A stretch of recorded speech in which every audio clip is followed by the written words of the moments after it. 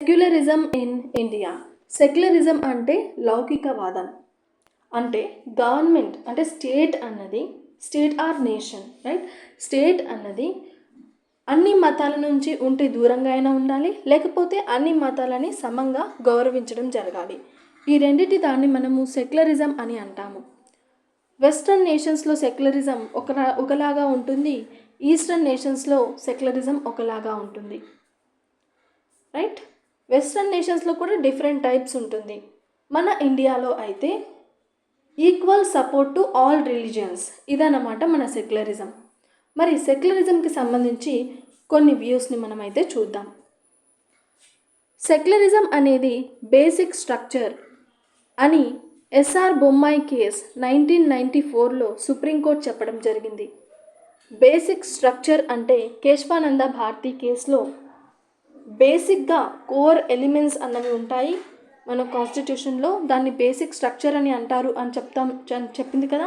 So secularism అనేది కూడా basic structure అని ఎస్ఆర్ బొమ్మాయి కేస్ 1994లో సుప్రీంకోర్టు చెప్పడం జరిగింది.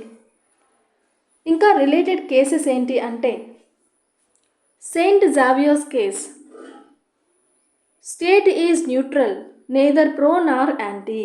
సెయింట్ జావియర్స్ కేసులో సుప్రీంకోర్టు ఏం చెప్పిందంటే స్టేట్ అనేది న్యూట్రల్గా ఉండాలి, అది మరీ కొందరికే ఫేవర్ చేసేలాగా ఉండకూడదు, కొందరికి యాంటీ చేసేలాగా ఉండకూడదు, స్టేట్ అనేది న్యూట్రల్గా ఉండాలి అని సెయింట్ జావియర్స్ కేసులో చెప్పింది.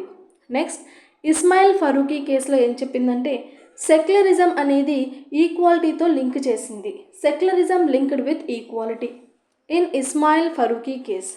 అండ్ ఐఆర్ కోహిలో కేసులో సెక్యులరిజం అనేది మన ఇండియన్ కాన్స్టిట్యూషన్లో పార్ట్ 3లో అంటే ఆర్టికల్ 25 to 28 రిలీజియన్ని డిస్కస్ చేస్తాయి కదా, రైట్? అంటే ఎవరికి నచ్చిన మతం వాళ్ళు పాటించవచ్చు అండ్ వాళ్ళని ఎవరు ఫోర్స్ చేయకూడదు, కన్వర్షన్స్ చేయకూడదు అని చెప్పేసి, right? Already embedded secularism is embedded in part 3 అని ఐఆర్ కోహిలో కేస్లో సుప్రీంకోర్టు అయితే చెప్పడం జరిగింది. ఈ 3 కేసెస్ కూడా మనకి చాలా important to use in mains answer writing related to secularism based question. Clear? What are the cases? Saint Xavier's case, Ismail Faruqui case, IR Coelho case and main case is SR Bommai case. ఈ concepts అన్నవి గుర్తుపెట్టుకోవాలి. ఇంకా scholar Rajiv Bhargava అనే ఒక scholar ఏం చెప్తున్నారంటే Indian constitution అన్నది మనము ప్రిన్సిపల్ డిస్టెన్స్ మోడల్ అలాగే పొలిటికలీ నెగోషియేటెడ్ మోడల్ 2 బేసిస్తో మనము చూడాల్సి ఉంటుంది అని.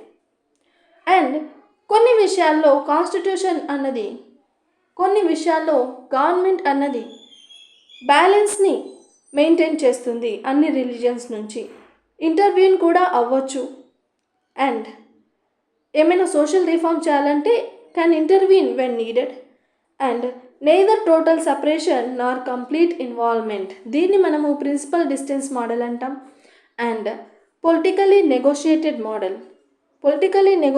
మోడల్లో shaped by historical context and minority రైట్స్ని బేస్ చేసుకొని షేప్ చేశారు. అలాగే హిందూ కోడ్ బిల్ని కూడా బేస్ చేయడం జరిగింది. So this is the politically negotiated model.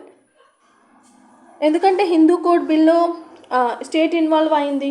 So sometimes involve అన్నది అవ్వాలి, సమ్ టైమ్స్ ఇన్వాల్వ్ అన్నది అవ్వకూడదు. ఈ రెండింటిని బేస్ చేసుకొని మన ఇండియన్ కాన్స్టిట్యూషన్లో సెక్యులరిజం అన్నది ఫామ్ అయింది. Okay, secularism added by 42nd constitutional amendment act 1976 in Indian preamble. This is about secularism in India.